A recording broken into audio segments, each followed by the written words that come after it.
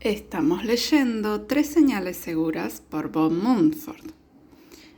Quedamos en el capítulo 9.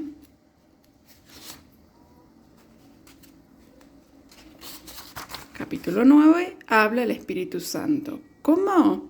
Voces audibles, discutiendo con el árbitro, reconociendo su voz, equipo, aprendiendo una habilidad, restricción, prueba y error, en movimiento, intelecto santificado, principios, no métodos.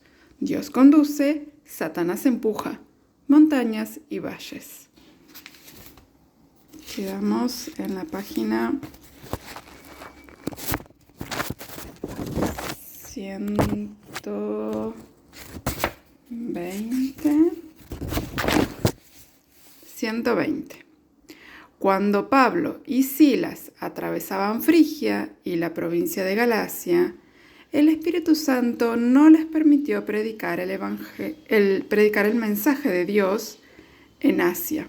Esto está en Hechos 16:6, de versión de Phillips, pero en la versión Reina Valera dice: y atravesando Frigia y la provincia de Galacia, les fue prohibido por el Espíritu Santo hablar la palabra en Asia. Parece raro que el Espíritu Santo prohíba a nadie y en ningún lugar la predicación de las buenas nuevas. ¿Debemos predicar la palabra a todos y en cualquier sitio? No, porque hay un tiempo de hablar y un tiempo de callar. Este es un consejo especialmente adecuado para las personas que tratan de imponer la religión por la fuerza. Pero yo siento la necesidad de pararme en una esquina y predicar a Jesucristo, nos dijo un hombre. Le pregunto a cada uno qué pasa si reconoce a Jesús como su Salvador. Eso es bueno si el Espíritu Santo nos encomendó a hacerlo. Pero si estamos en una esquina acuciados por un fuerte estímulo interior, sin paz, y tenemos que hacer algo para calmar nuestro desasosiego, descartemos que sea la dirección del Espíritu Santo. No es otra cosa que una manifestación de nuestro espíritu humano indisciplinado. Tal ministerio, entre comillas, acarrea un mal incalculable a la difusión del Evangelio. Dios regula el tiempo a la perfección. Sabe cuándo los corazones y las mentes están maduras y listas para recibir su palabra. Cuando Él nos envíe, la gente nos escucha y se ciegan las mieses. Pocos años atrás hubo una visitación del Espíritu Santo en una localidad del medio oeste de Estados Unidos. En el transcurso de una reunión, el Espíritu Santo descendió sobre la congregación. La visitación se extendió a toda la ciudad, y tanto el pastor de la iglesia como el predicador visitaban a la gente en sus hogares o lugares de trabajo. Iban por la calle orando, alabando al Señor y a la expectativa de los cariñosos impulsos del Espíritu Santo que les decía: paren en esa estación de servicio, entren ahí para tomar una taza de café, metan el auto en esa playa de estacionamiento, hablen a ese hombre. Sin excepción, todas las personas con quienes hablaron recibieron a Jesucristo como su Salvador personal o experimentaron el bautismo del Espíritu Santo. Sin embargo, la mayoría de nosotros somos tan obstusos que Dios se ve obligado al principio a conducirnos por medio de una dirección negativa o restrictiva. No prediques la palabra en Asia. Cuando Pablo y Silas llegaron a Misia, intentaron ir a Bitinia, pero nuevamente el Espíritu Santo no se lo permitió. Todavía no sabían dónde quería Dios que fueran. Ellos querían ir a los prolíficos millones de Asia, pero Dios dijo no. Los estaba conduciendo por medio de una dirección restrictiva. Hubo un tiempo en que yo pensaba que Pablo, Silas y los otros apóstoles estaban coronados con halos. Creía que estaban dotados de la capacidad necesaria para captar instantáneamente lo que Dios esperaba de ellos. Me alegré al descubrir que no era así en la práctica. En la facultad bíblica había un profesor por quien sentía un gran respeto. Un día, en clase, nos dijo: esta mañana me levanté a orar y me dormí. Espontáneamente exclamé en voz alta: ¡Gloria! Todos se dieron vuelta para mirarme. El profesor sonrió y me preguntó: ¿qué pasa, señor Mumford? ¿Está contento al descubrir que soy humano? Avergonzado confesé: a decir verdad, lo estoy, señor.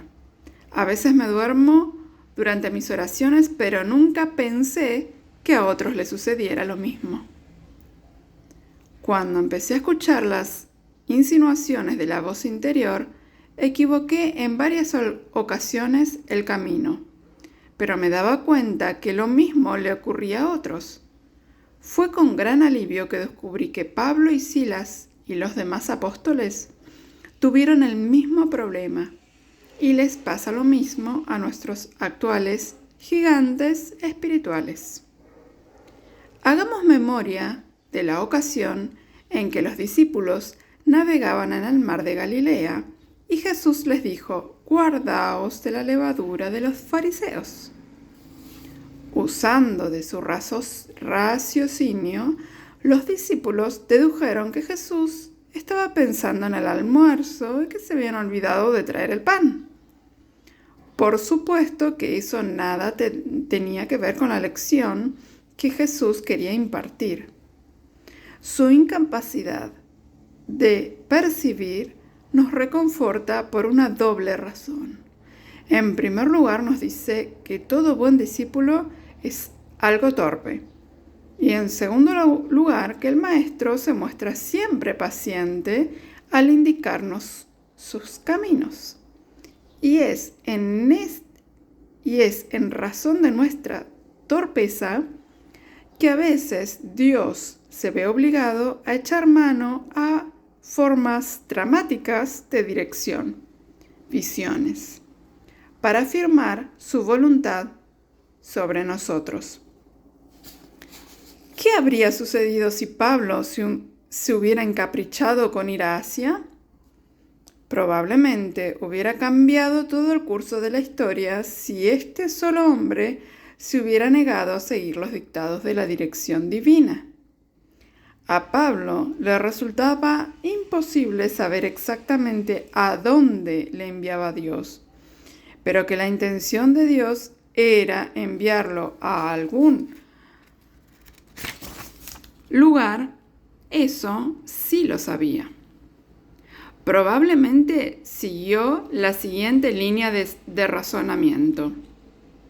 En Asia hay una necesidad real y verdadera, y por lo tanto creo que lo mejor es ir allá.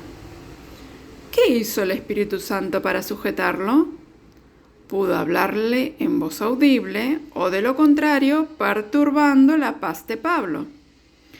Intentó predicar en Asia, pero súbitamente sintió alterarse en su interior la paz de Dios, de que gozaba, y supo que había extraviado el camino. Y ese método de tanteo se mantuvo hasta que finalmente Pablo adquirió la capacidad de oír la dirección positiva del Espíritu Santo. Hay gente que se queda sentada esperando que Dios les hable. Dios, háblame si quieres que este domingo vaya a la iglesia. pero Dios quiere que nos movamos. No es fácil hacer girar el volante de un automóvil cuando está detenido. Una vez andando resulta facilísimo. Asimismo, podemos hacer girar el volante del timón de un barco anclado en el puerto, pero nada sucede. Solamente responde al golpe del timonel cuando el barco está en movimiento. Cuando no podemos obtener claras directivas de Dios sobre dónde ir y qué hacer, recurrimos a nuestro sentido común, a nuestro intelecto santificado y ponemos manos a la obra. Ya hemos rendido nuestra voluntad a Dios y le hemos pedido que nos conduzca o nos indique otra vía si hemos errado el camino. Nuestros oídos interiores están a la expectativa para escuchar las insinuaciones del Espíritu Santo y mientras andamos, permitimos que Él nos guíe.